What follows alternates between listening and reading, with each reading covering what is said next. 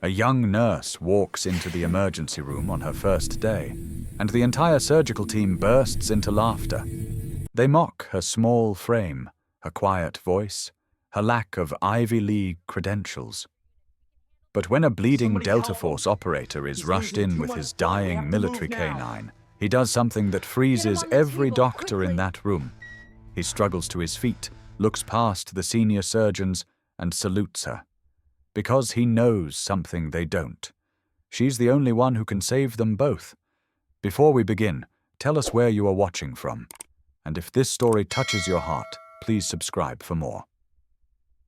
The fluorescent lights of St. Catherine's Medical Center hummed with the kind of sterile indifference that Maya Chen had learned to ignore during her years in field hospitals. But this was different. This wasn't Kandahar. This wasn't a forward operating base where the only thing that mattered was keeping someone alive long enough to see another sunrise. This was Richmond, Virginia. This was supposed to be civilized. Maya stood in the hallway outside the trauma unit, her deep blue surgical scrubs still crisp and new, the fabric stiff in a way that made her miss the worn, blood-softened uniforms she'd lived in for 3 tours. She was small, barely 5'3", with dark hair pulled back in a regulation bun and hands that looked too delicate to have held a human heart, to have clamped arteries while mortars shook the earth above her head. She took a breath, straightened her shoulders, and pushed through the double doors. The morning briefing was already underway. A semicircle of doctors stood around the central desk, their white coats pristine, their postures radiating the kind of confidence that came from prestigious degrees and comfortable lives. At the center of this constellation stood Dr. Bradford Keene, the head of trauma surgery. He was 52, silver-haired, with the kind of sharp, aristocratic features that looked like they'd been carved from marble. Yale Medical School, 25 years of experience, a reputation that extended far beyond Virginia. Maya cleared her throat softly as she approached. Every head turned. "Ah," Dr. Keene said, his voice carrying that particular tone of amusement that made Maya's stomach tighten. "Our new addition. Everyone, this is—" He made a show of consulting his tablet. "Maya Chen, our new nurse." The way he said nurse made it sound like a lesser species. "Good morning," Maya said quietly, meeting his gaze. "I'm looking forward to working with the team." A ripple of barely suppressed laughter moved through the group. Dr. Angela Reeves, a cardiac surgeon with a face like cut glass, didn't even bother to suppress her smile. "Looking forward to it?" "Darling, do you have any idea where you are?" "St. Catherine's Trauma Unit," Maya replied evenly. "One of the top facilities on the East Coast." "Top facility is right," said Dr. James Whitmore, a thoracic specialist who looked like he'd walked off a yacht, which makes one wonder what someone with your background is doing here. He glanced at her file on his tablet. "Army medic. No bachelor's degree, no formal nursing school, just a military certification and 3 years of patching up soldiers in the sandbox?" Maya's jaw tightened, but she kept her voice level. 4 years, 2 in Iraq, 2 in Afghanistan. I served as the lead trauma specialist for a forward surgical team." "How quaint," Dr. Reeves said, examining her manicured nails. "Bradford, surely this is some kind of administrative error. We have standards here. This isn't a MASH unit." Dr. Keene held up a hand, his expression one of practiced patience. Now, Angela. Ms. Chen comes to us through a veteran hiring initiative. The hospital administrator felt it was good optics." He smiled at Maya, and there wasn't an ounce of warmth in it. "We're required to give you a chance, but let's be clear about expectations. This unit operates at a level you're simply not accustomed to. We use cutting-edge technology, advanced surgical techniques, protocols developed by the finest medical minds in the country." "I understand," Maya said. Do you? Dr. Whitmore leaned against the desk, arms folded. Because combat medicine is about speed and crude effectiveness. Stop the bleeding, slap on a bandage, ship them out. What we do here is precision. It's art. It requires years of training at institutions you couldn't even get into. The other doctors nodded, murmuring agreement. Maya stood there, taking it. She'd faced worse. She'd stood in operating tents while rockets screamed overhead, had performed thoracotomies with a headlamp while generators failed, had talked 19-year-old kids through their last moments on Earth. These people, with their pressed coats and their contempt, were nothing. For today, Dr. Keene said, his tone making it clear the conversation was over. You'll be on equipment sterilization and supply inventory. We need to see if you can handle basic responsibilities before we let you anywhere near patients. I'm certified for... Maya began. Equipment sterilization. Dr. Keene repeated, his voice hardening. And Ms. Chen, try not to break anything. Some of these instruments cost more than your annual salary. The laughter that followed her out of the briefing room was polite, refined, and utterly cruel. Maya spent the next 3 hours in the sterilization room, cleaning surgical tools with methodical precision. Her hands moved automatically, muscle memory from 1,000 field cleanings, while her mind wandered to a different time, a different place. She thought about Sergeant Rodriguez, who'd bled out in her arms because the medevac couldn't land in the firefight. She thought about the little girl they'd pulled from a collapsed building, how Maya had breathed life back into her lungs while the world exploded around them. She thought about all the lives she'd saved with these same hands that Dr. Keene thought were only good for cleaning his instruments. She was just finishing a tray of hemostats when the alarms started screaming.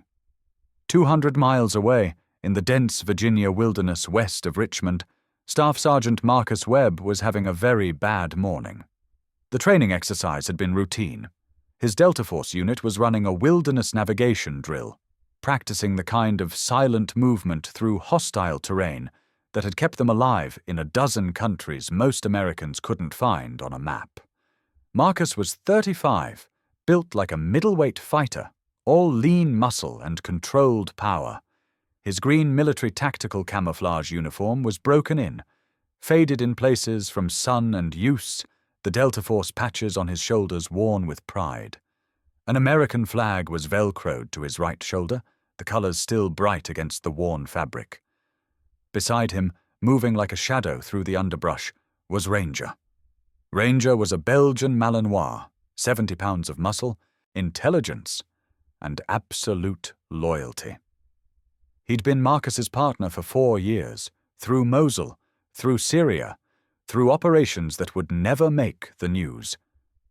The dog moved with his nose low, reading the wind, his ears constantly swiveling to catch sounds Marcus's human senses would miss. Marcus held up a fist. Ranger froze instantly. Something was wrong. The forest was too quiet. No birds, no small animals rustling in the undergrowth, just silence, heavy and waiting.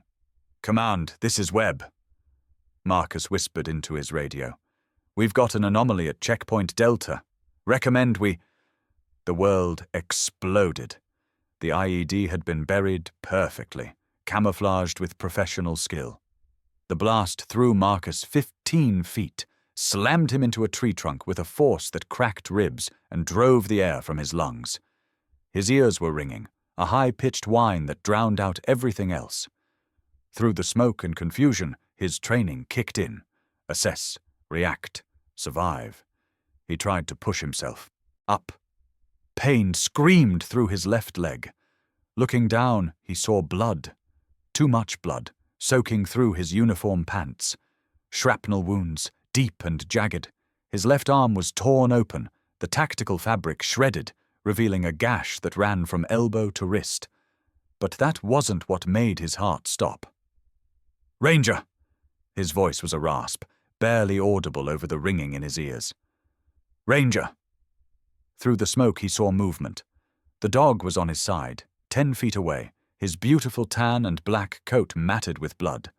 One of his back legs was twisted at a wrong angle, but his eyes were open, fixed on Marcus with that unwavering focus that said, "I'm here.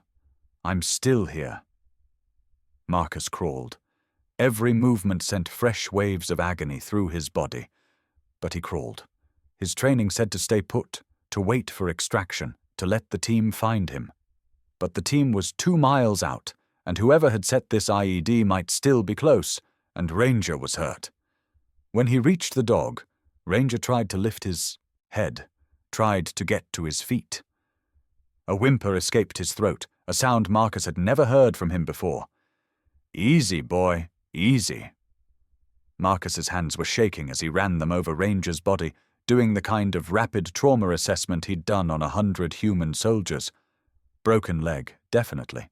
Lacerations across the flank. Possible internal injuries from the blast concussion. The dog needed a vet. He needed one now. Marcus's radio crackled. "Webb, this is command. Report status." "IED detonation." Marcus managed, his voice tight with pain. "I'm mobile. Ranger is down. Requesting immediate medevac." "Negative on immediate. Closest bird is 40 minutes out. Sit tight. We're coming to you." 40 minutes. Marcus looked at Ranger, saw the way the dog's breathing was becoming shallow and rapid. Shock. Blood loss. 40 minutes was too long.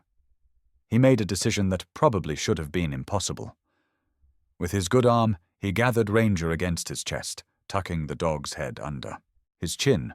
Ranger was 70 pounds of dead weight, and Marcus had a shattered leg and a shredded arm, but he stood. He stood because that's what you did. You stood up, and you carried your brother, and you didn't leave anyone behind. The nearest road was 1/2 mile through dense forest. Marcus walked it. Every step was a negotiation with consciousness. His vision kept tunneling, darkening at the edges. Blood was running down his leg, filling his boot, leaving a trail behind him. But Ranger's heart was beating against his chest, and as long as he could feel that, he kept moving. His truck was where he'd left it, a beat-up Ford F-250 that had seen better days. He managed to get the door open, managed to ease Ranger onto the passenger seat. The dog's eyes followed him, trusting, even as his breathing became more labored. Marcus climbed in. His left leg was useless, a dead weight he had to lift with his hands to get it into the cab.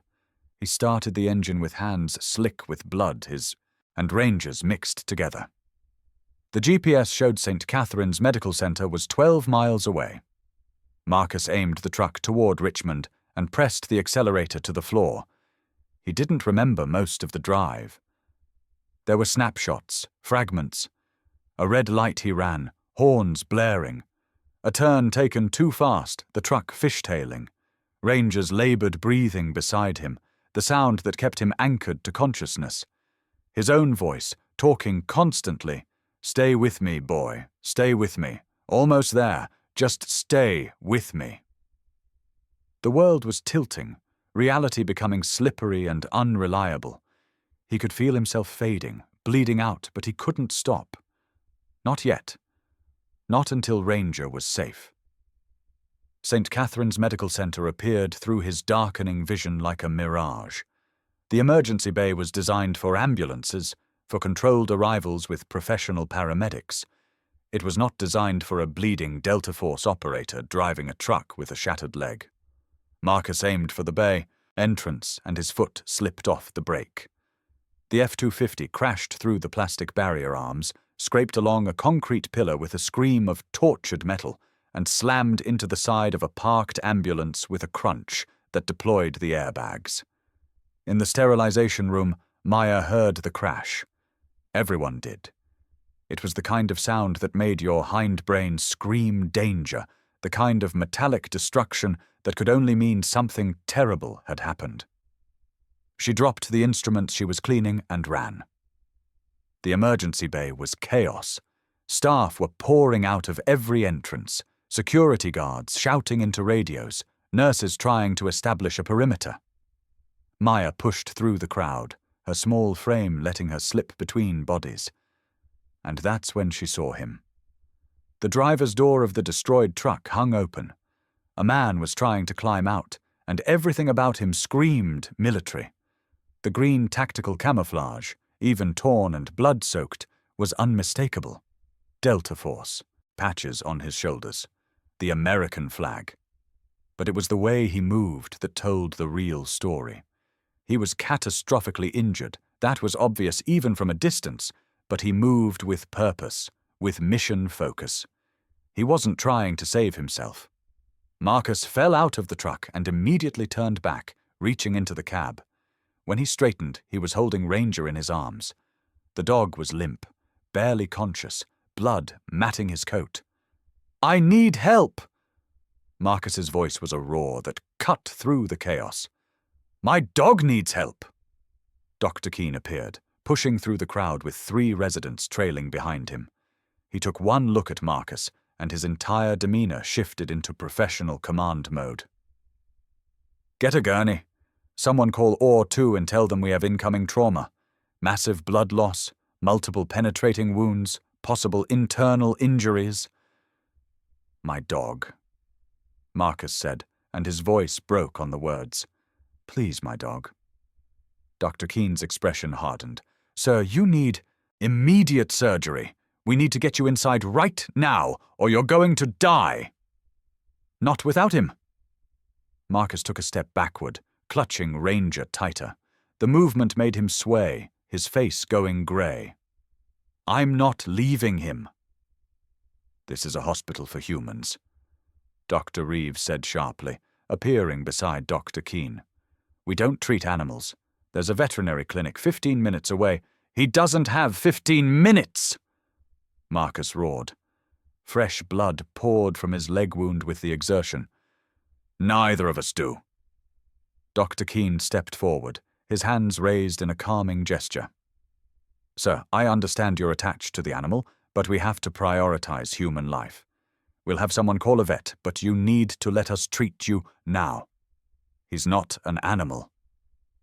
Marcus's voice dropped, became something cold and hard. "He's my partner. He's saved my life 11 times. He's saved the lives of people you'll never know about in places you'll never go, and I'm telling you, I'm not going anywhere until someone helps him." More staff were gathering now, forming a loose circle. Security guards were moving closer. This was becoming a situation, the kind that required management and de-escalation. Dr. Keene's eyes flicked to the guards, a silent communication. That's when Marcus saw her. She was standing at the back of the crowd, small and still in her deep blue scrubs. While everyone else was focused on the spectacle, on the crisis management, her eyes were on Ranger. She was looking at the dog with the kind of focused intensity Marcus recognized, the look of someone doing a visual triage, someone who saw past the drama to the actual mission-critical problem. Their eyes met. Something passed between them in that instant, a recognition that went beyond words. Soldier to soldier, operator to operator. He saw it in her posture, in the stillness of her hands, in the way she was automatically cataloguing Ranger's injuries, even from 20 feet away. Maya saw the decision form in his eyes a second before he moved. Marcus took 3 staggering steps forward, pushing past Dr. Keene, ignoring the hands that reached for him. He walked straight toward Maya, and the crowd parted instinctively. When he reached her, he was barely standing, his entire body trembling with the effort. He looked down at her, this small woman in blue scrubs who didn't back away, who stood her ground and met his eyes without flinching. And then Staff Sergeant Marcus Webb of Delta Force did something that made the entire emergency bay fall into stunned silence. He came to attention. Despite his shattered leg, despite the blood loss, despite everything, he straightened his spine and brought his good hand up in a crisp, perfect salute. To a nurse these doctors had been mocking all morning. "Ma'am," he said, his voice clear despite the pain. "I recognize a combat medic when I see one. Will you help my partner?" Maya didn't hesitate. She didn't look at Dr. Keene or Dr. Reeves or any of the stunned, faces surrounding them. She looked at Marcus, and then at Ranger, and she gave a single, sharp nod. "Yes," she said. "I will." The silence that followed Marcus's salute was absolute. In that frozen moment, Maya could feel every eye in the emergency bay locked on her.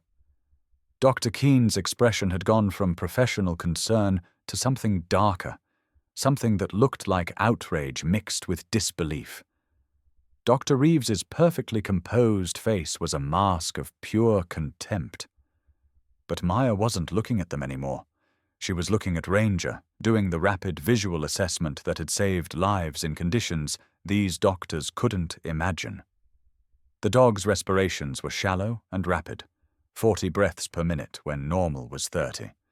His gums, visible even from where she stood, had that pale, greyish tinge that meant shock and blood loss. The twisted hind leg was obviously fractured, possibly a compound fracture given the angle. But it was the way he held his abdomen, slightly guarded, that worried her most. Internal bleeding, possible organ damage from the blast concussion. "We need to move now," Maya said, her voice cutting through the silence with quiet authority. Dr. Keen found his voice. "Absolutely not. Ms. Chen, step away from this situation immediately. Sir." He turned to Marcus. "We will take you to surgery right now. Your injuries are life-threatening. The dog will have to wait for proper veterinary care." "The dog's name is Ranger," Marcus said, his voice tight with pain and something harder. "And I already told you, I'm not going anywhere until someone helps him." "Then you're going to die," Dr. Reeves snapped. "And it will be your own stubborn fault." Maya stepped forward, closing the distance between herself and Marcus. Up close, she could see just how bad his condition really was. The shrapnel wounds in his leg had severed muscle tissue, possibly nicked the femoral artery given the volume of blood loss. The gash on his arm was deep enough to see bone. His pupils were slightly dilated, his skin cold and clammy. Class 3 hemorrhagic shock, maybe worse. He had minutes, not hours. But she'd learned something in Kandahar that these doctors with their pristine ORs and their perfect conditions had never had to understand. Sometimes the mission wasn't just about saving a life. Sometimes it was about understanding what made that life worth saving in the first place. She looked up at Marcus. "How long has Ranger been your partner?" 4 years. Marcus said. "Syria, Iraq, 18 classified operations I can't tell you about. He's found IEDs that would have killed entire squads. He pulled a kid out of a collapsed building in Mosul while we were taking fire. His voice cracked. "He's my brother." Maya nodded. She understood. She'd seen that bond before, had watched handlers and their K9 partners move through firefights with a synchronization that went beyond training, beyond even love. It was something pure, something these doctors would never comprehend in their sterile world. "Ms. Chen." Dr. Keen's voice was ice now. "I'm ordering you to step away. You are not authorized to treat patients, human or otherwise. If you persist in this, I will have security remove you from this hospital permanently." Maya turned to face him. When she spoke, her voice was quiet, but absolutely clear. "Dr. Keen, with respect, you don't know what you're looking at here. This isn't just a pet. This is a military working dog, probably worth more in training and operational value than most of the equipment in your OR. And more importantly, this soldier won't survive surgery if we take him now." "Excuse me." Dr. Reeves stepped forward. "Are you actually presuming to lecture us on trauma medicine?" "No," Maya said. "I'm lecturing you on combat psychology. That man is holding on through pure willpower right now. His entire focus is on saving his partner. The second we separate them, the second he has to accept that Ranger is dying, he's going to crash. His blood pressure will drop, his heart rate will spike, and whatever small reserves he's running on will evaporate. You'll lose him on the table." Dr. Keen's jaw tightened. "That's not how medicine works," That's exactly how combat medicine works. Maya shot back. I've seen it a dozen times. Soldiers holding on through impossible injuries because they have a mission, a purpose. Take that away, and they let go. She looked at Marcus. He won't let himself die while Ranger needs him, but if Ranger dies, he won't have any reason to fight. This is insane, Dr. Whitmore said, pushing to the front of the crowd. We're talking about a dog versus a human life. We're talking about 2 lives. Maya corrected. And I can save them both, but I need you to let me work. Dr. Keene stepped forward until he was inches from Maya's face. You are a nurse with a military certification. You are not a doctor. You are certainly not a veterinarian. And you will not turn my emergency department into a circus because of some misguided sense of solidarity with this man. Maya held his gaze. She'd faced down Taliban fighters, had stood her ground while mortars fell, had performed surgery while the world exploded around her. She wasn't going to be intimidated by a man who'd never had to make life-or-death decisions while someone was actively trying to kill him.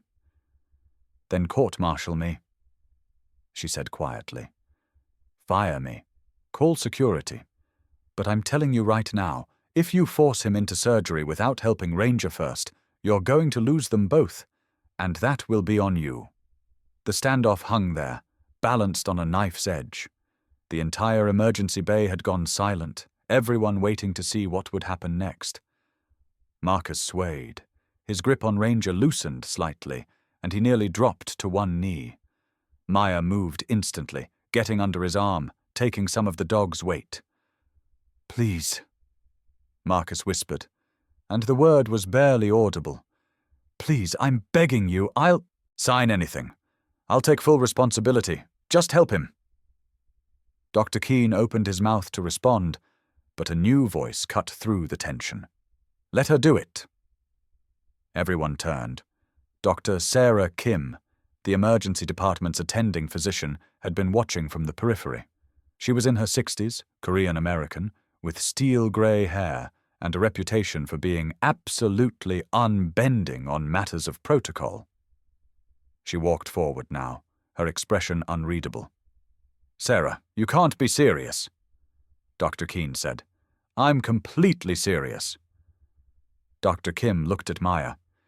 You said you were lead trauma specialist for a K9 unit in Kandahar. Yes, ma'am. 52nd Forward Surgical Team. We handled all K9 casualties for the southern region. How many combat veterinary procedures have you performed? 43 major surgeries, probably 300 minor interventions. Dr. Kim nodded slowly. And your success rate? 87% survival on the major surgeries, 96% on the minor. Interventions. The numbers hung in the air. They were exceptional, especially under combat conditions. Dr. Keene's face was turning red. Sarah, this sets a terrible precedent. Bradford, shut up. Dr. Kim's voice was sharp. I've watched this young woman all morning. I've seen how you and your team treated her, and now I'm watching her make a tactical assessment that's probably correct. She looked at Marcus. Son, if we take you to surgery right now, what are you going to do? Fight you, Marcus said simply. I'll fight every one of you until I can't anymore, until Ranger is safe. That's what I thought. Dr. Kim turned to Maya. You have 1 hour. Supply room 3 is empty and has a sink. Take whatever equipment you need from the vet clinic supply closet. We keep it for the therapy dog program. I'll have Dr. Whitmore stand by to take the soldier to surgery the moment you're done with the dog. Sarah, I'm reporting this to the board. Dr. Keene sputtered. You do that, Bradford. But right now we have 2 patients dying in our emergency bay, and I'm making an executive decision. Dr. Kim's eyes were hard. Ms. Chen, you have your hour. Don't waste it. Maya didn't waste a second. I need 2 orderlies to help me move them, and I need someone to run to my locker. My personal medical kit is there, 2nd floor staff lounge, locker 17. Combination is 4732. 2 orderlies appeared with a gurney. Marcus, finally allowing himself to accept help, let them ease him onto it, but he kept Ranger clutched against his chest. "Sir," Maya said gently, walking beside the gurney as they moved. "I need you to understand something. The next hour is going to be hard. You're going to hear things that might scare you, but I need you to trust me. Can you do that?" Marcus looked at her, really looked at her for the first time. He saw the steadiness in her eyes, the calm that came from having done this before, from having been tested in the fire and not found wanting. "I already do," he said. "That's why I saluted you." Supply room 3 was small, barely 12 feet by 12 feet, but it had what Maya needed. A large steel table, a powerful overhead light, a deep sink. It wasn't an OR, but she'd worked in worse. Much worse. The orderlies helped Marcus onto a second gurney, positioned against the wall.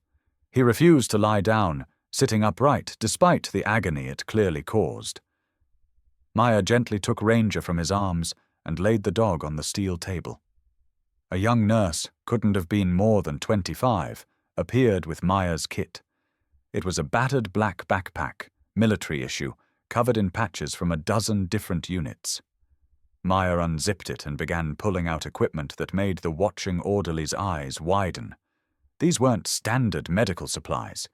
This was a combat trauma kit, the real deal. Tourniquets, hemostatic gauze, chest seals, surgical tools that looked like they'd been used in field conditions. And at the bottom, sealed in waterproof bags, were medications with military pharmaceutical stamps. "Everyone out except him," Maya said, nodding to Marcus. "And someone get me a rolling tray with standard surgical instruments. I need scalpels, forceps, sutures, the works." As the room cleared, Maya scrubbed her hands with the kind of thoroughness that was pure muscle memory. She pulled on gloves, grabbed a pair of scissors, and began cutting away Ranger's tactical vest and the blood-matted fur around his wounds. "Talk to me," Marcus said from his gurney, his voice strained. "Tell me what you're seeing." "Compound fracture of the left hind femur," Maya said, her hands moving with quick precision. "Clean break, which is good. Shrapnel wounds across the flank, all superficial, but I'm worried about internal bleeding. The way he's guarding his abdomen suggests possible liver or spleen damage from the blast concussion." She grabbed a stethoscope and listened to Ranger's chest and abdomen. The dog's breathing was labored, but his lungs sounded clear. No pneumothorax, that was something. But his heart rate was elevated, and there were sounds in his abdomen that confirmed her fears. "He's bleeding internally," she said quietly. "I'm going to have to open him up." Marcus's face went white, but he nodded. "Do it." Maya worked with the kind of focused intensity that shut out everything else. She established an IV line in Ranger's foreleg, started fluids to combat the shock. She administered ketamine for anesthesia, a dose carefully calculated for the dog's weight and condition. Then she prepped the surgical site, the orange betadine stark against Ranger's tan fur. "This is going to look brutal," Maya warned Marcus, "but I need you to stay calm. Can you do that for me? Can you be the soldier, not the handler?" Marcus gripped the edge of his gurney, his knuckles white. "I can do that." The first incision was clean and confident. Maya opened Ranger's abdomen with practiced efficiency, using retractors to expose the internal organs. Blood welled up, and she used suction to clear her field of vision. "There," she muttered, identifying the source of the bleeding. A small laceration on the spleen, seeping blood at a steady rate. Not catastrophic, but it would have killed him within the hour if left untreated. She clamped the bleeding vessel, sutured it closed with stitches so small and precise they looked like embroidery. Her hands moved with absolute certainty, no hesitation, no wasted motion. This was what she'd done in Kandahar, in conditions that made this clean, well-lit room look like paradise. "You're going to be okay, boy," Marcus was whispering from across the room. "You're going to be okay." Maya closed the abdominal wound, layer by layer, ensuring perfect alignment to promote healing. Then she moved to the fractured leg. This was the easier part, in some ways. She'd set more broken bones than she could count. She palpated the fracture, feeling for the alignment, then with a quick, controlled motion, reduced the fracture. Ranger, deep under anesthesia, didn't move. She splinted the leg with materials from her kit, wrapping it with practiced efficiency. Then she moved to the superficial wounds, cleaning each one, removing small pieces of shrapnel, closing them with sutures. 47 minutes after she'd started, Maya stepped back. Ranger was stable. His breathing had evened out, his heart rate was decreasing to normal levels. The bleeding was stopped, the fracture was set, the wounds were closed. She walked over to Marcus, who was now barely conscious, his own blood loss finally catching up with him. She checked his vitals quickly. He was crashing, just as she'd predicted. He'd held on through sheer force of will, but now that Ranger was safe, his body was giving out. "He's going to make it," Maya told him. "He'll need follow-up care, physical therapy for the leg, but he's going to be fine." Marcus's eyes filled with tears. "Thank you," he whispered. "Thank you." "Now it's your turn," Maya said. She stepped into the hallway and called out, "I need a surgical team in here now. Patient is crashing." Dr. Whitmore and his team were there in seconds, wheeling Marcus toward OR2. As they moved him, Marcus reached out and grabbed Maya's hand. "Stay with him," he said. "Please, until I wake up, stay with him." "I will," Maya promised. "I'm not going anywhere." As they wheeled Marcus away, Dr. Keene appeared in the doorway. He looked at Maya, then at Ranger lying peacefully on the table, then at the surgical instruments laid out with military precision. "That was," he began, then stopped. "Adequate?" Maya suggested, her voice dry. "Exceptional," Dr. Keene corrected, and for the first time there was no condescension in his voice. "That was exceptional work, Ms. Chen." Maya was cleaning her instruments when the woman walked into the room 2 hours later. She was severe-looking, mid-40s, with dark hair pulled back in a tight bun and eyes that missed absolutely nothing. She wore a black pantsuit that screamed "Federal Agent," and she moved with the kind of controlled precision that said she was dangerous in ways that weren't immediately obvious. "Ms. Chen." The woman's voice was crisp, professional. "I'm Special Agent Diana Cross. I need to ask you some questions about Staff Sergeant Marcus Webb." Maya looked up from where she was monitoring Ranger's recovery. The dog was sleeping peacefully now, his vitals strong and steady. "What kind of questions?" Agent Cross closed the door behind her, shutting out the hospital noise. "The kind that involve national security. Staff Sergeant Webb was involved in what was reported as a training accident, but my agency has reason to believe it was nothing of the sort." She pulled out a tablet, tapped a few commands, and turned it to show Maya. The screen displayed a satellite image of dense forest, a clearing, and what looked like the aftermath of an explosion. "This was no training exercise," Agent Cross said quietly. "This was an ambush. Someone set an IED specifically designed to take out Webb and his K9 partner." Maya felt a chill run down her spine. "Why?" "Because 3 days ago, Webb and Ranger stumbled onto something during what actually was a training exercise. They found a weapons cache hidden in a cave system about 30 miles west of here. Military-grade explosives, automatic weapons, enough firepower to level a city block." Agent Cross's expression was grim. Someone knew he'd found it. Someone wanted to make sure he never reported it. "But he did report it," Maya said.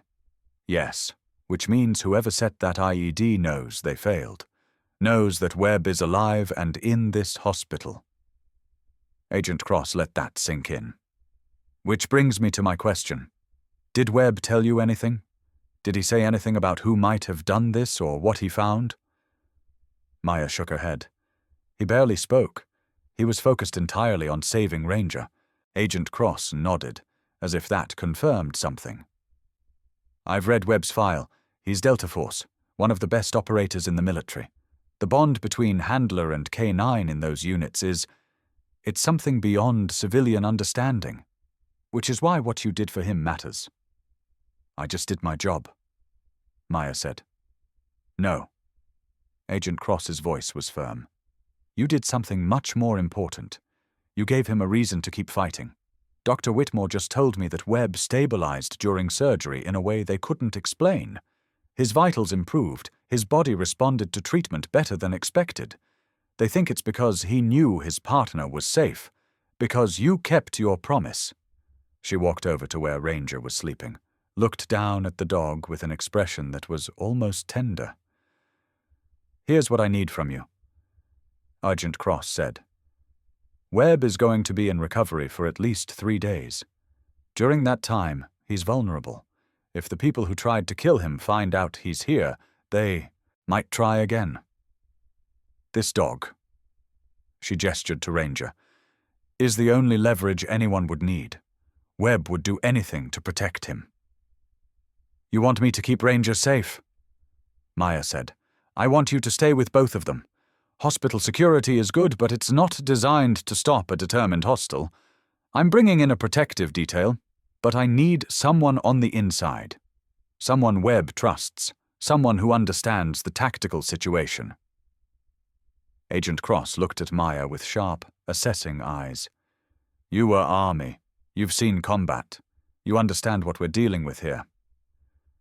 Maya looked down at Ranger, sleeping peacefully, trusting that he was safe. She thought about Marcus, fighting for his life upstairs, holding on because he knew his partner was being protected. She thought about the doctors who had mocked her this morning, who thought her experience meant nothing. I'll do it, Maya said. But I need something from you. Name it. Full access to Webb's room.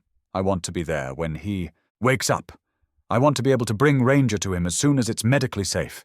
And I want your authority to override anyone who tries to stop me. Agent Cross allowed herself a small smile. Done. I'll have the authorization paperwork ready within the hour. She turned to leave, then paused. Ms. Chen, one more thing. When I was reading up on this situation, I had someone pull your military records.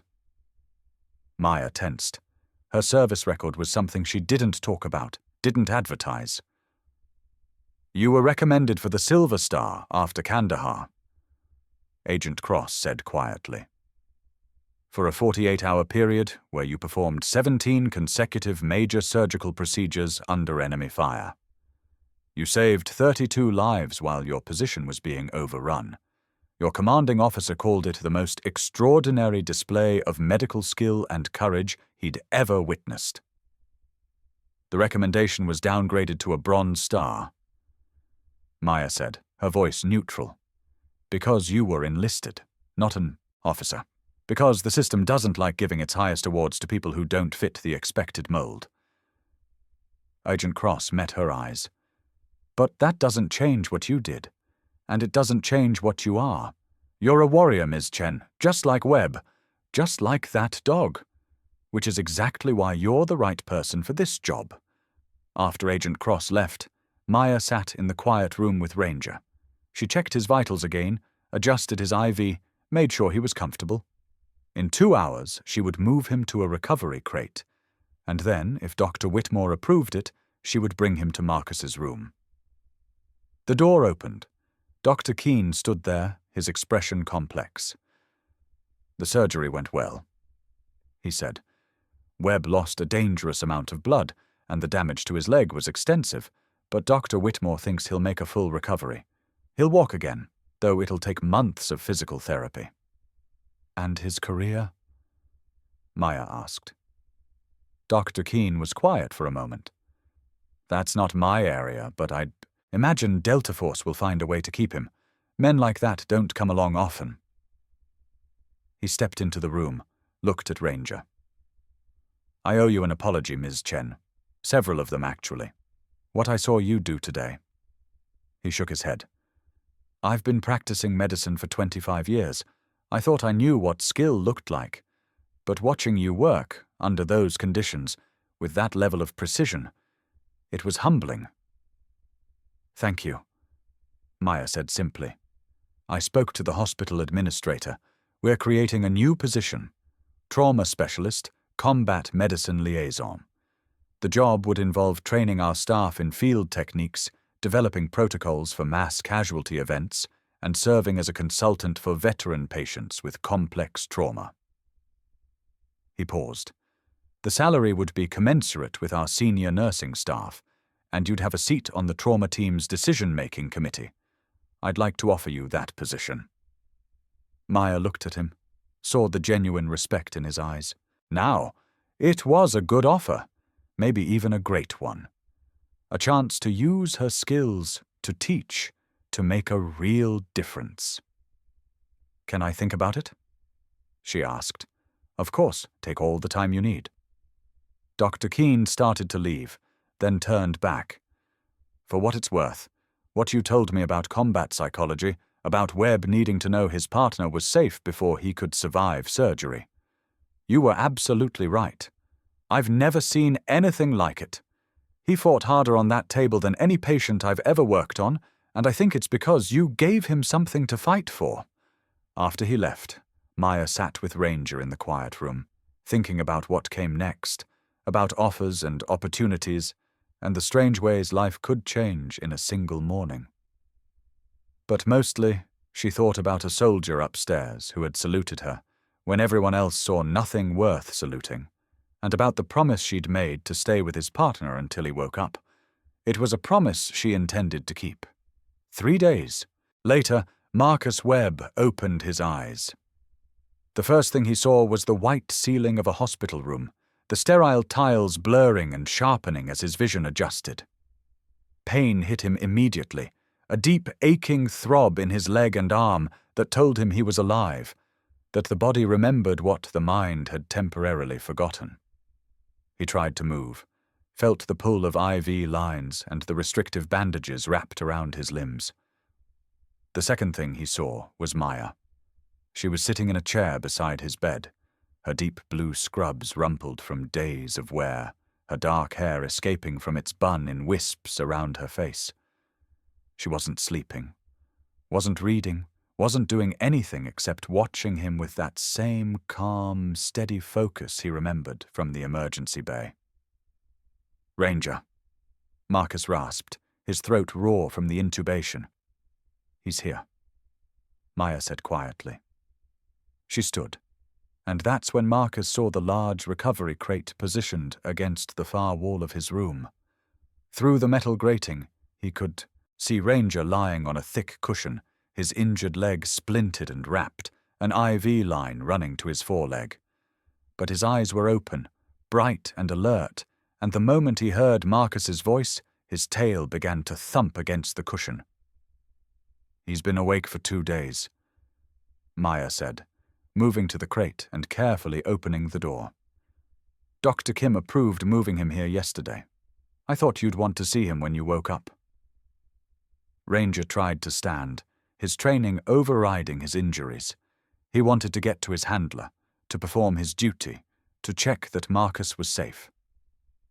Maya steadied him gently, supporting his weight. Easy, boy, she murmured. Your handler isn't going anywhere. She helped Ranger hobble the few feet to Marcus's bed. The dog's tail was wagging now, his entire body vibrating with the effort of controlled excitement. Maya lifted him carefully, placing him on the bed beside Marcus, positioning him so his weight wasn't on the injured leg. Marcus's good arm came up, wrapped around Ranger's neck, pulled him close. The dog pressed his face against Marcus's chest, and a sound came from him that was part whine, part cry, pure emotion. Marcus buried his face in Ranger's fur, and his shoulders shook. Maya stepped back, giving them privacy for a reunion that was beyond words. She'd seen this before, In Kandahar, the moment when soldier and K9 partner realized they'd both survived, that they'd made it through together one more time. It was sacred in its way. "Thank you," Marcus said finally, his voice muffled by Ranger's fur. "Thank you for saving him." "You're both fighters," Maya said simply. "I just gave you the opportunity to fight." Marcus looked up at her, his eyes red but clear. "Agent Cross told me about the weapons cache, about the ambush being deliberate. She's had a security detail on this floor for 3 days," Maya said. "2 agents positioned at the elevator, 1 at the stairs. You've been safe. Because of you?" Marcus's hand continued to stroke Ranger's head, the repetitive motion clearly grounding him. "She said you've been here the whole time, that you haven't left. I made a promise," Maya said. "I told you I'd stay with Ranger until you woke up." Marcus was quiet for a long moment, his fingers working through Ranger's fur, checking for the sutures, feeling the splint on his leg, cataloguing the injuries with the same thoroughness Maya had used. Satisfied that his partner was healing, he looked back at her. "I need to tell you something," he said, "about that salute. You don't have to." "Yes, I do." Marcus shifted slightly, wincing at the pain but determined to say this. "In Delta Force, we're trained to assess threats and assets in seconds. Your posture, your hands, the way you were analyzing Ranger when everyone else was focused on the drama. I knew what you were before anyone told me. Combat medic. Someone who'd seen real action, real trauma. I saw it in the way you stood, in the way you looked at injuries, instead of spectacle." He paused, gathered his thoughts. But the salute wasn't just recognition. It was a request. In the military, when you salute a superior officer, you're acknowledging their authority, yes, but you're also asking for their leadership. I was asking you to take command of the situation, to make the hard calls, to do what needed to be done, even if everyone else said it was impossible. Maya felt something shift in her chest, a weight she hadn't known she was carrying beginning to lift. "Those doctors," Marcus continued, "they were looking at protocol, at regulations, at what was allowed. But you were looking at the mission.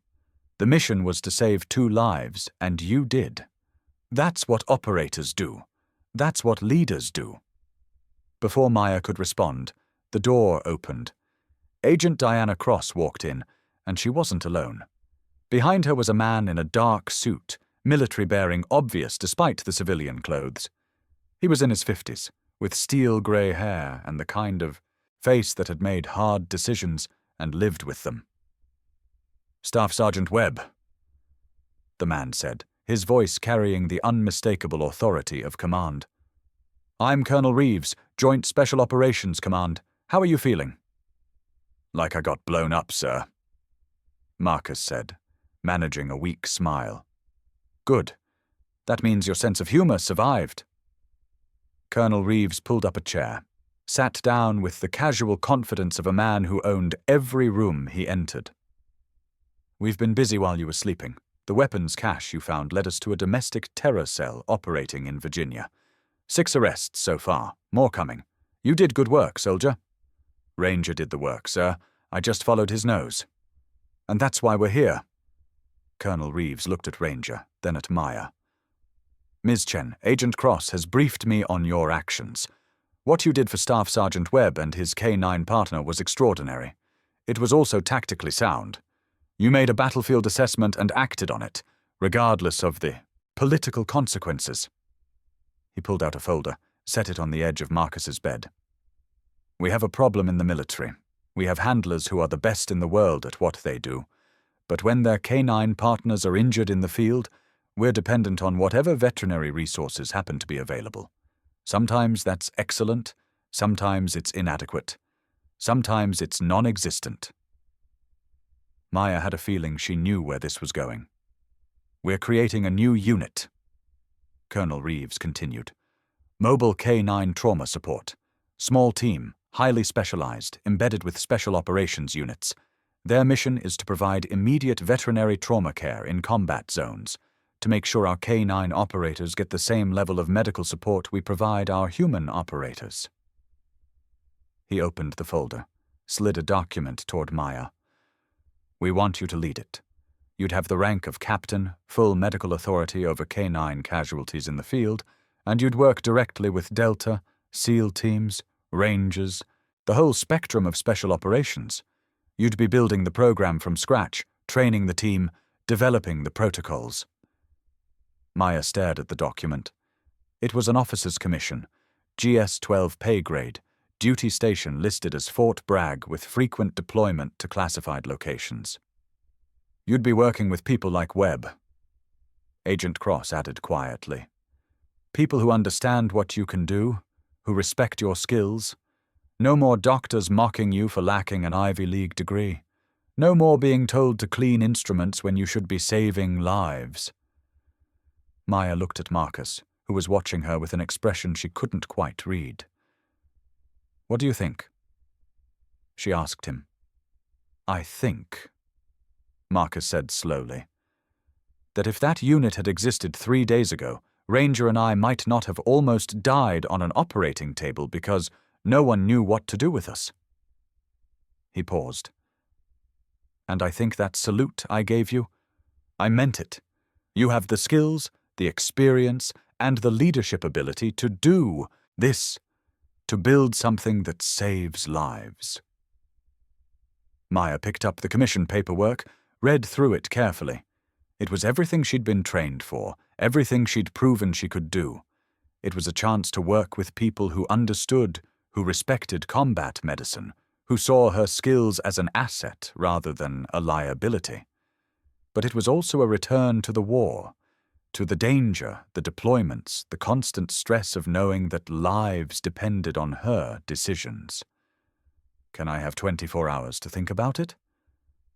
She asked. You can have 48. Colonel Reeves said. But Ms. Chen, understand something. This opportunity doesn't come along often. We're offering you a chance to shape the future of military K9 medicine, to create something that will save countless lives. Don't let fear or uncertainty make you miss it. After they left, Maya sat back down in her chair. Ranger had fallen asleep on Marcus's bed, his head resting on Marcus's good arm, the two of them looking peaceful, for the first time in days. You should take it, Marcus said quietly. You think so? I know so. He looked down at Ranger, his hand still resting on the dog's head. In the field, we have a saying. The mission chooses you as much as you choose it.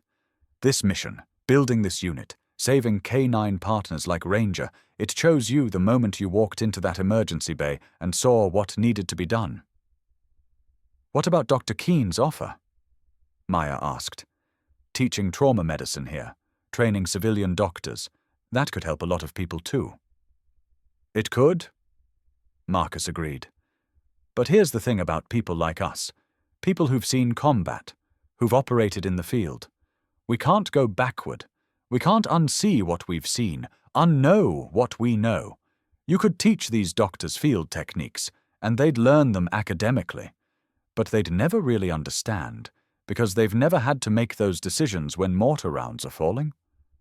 He shifted slightly, trying to get more comfortable.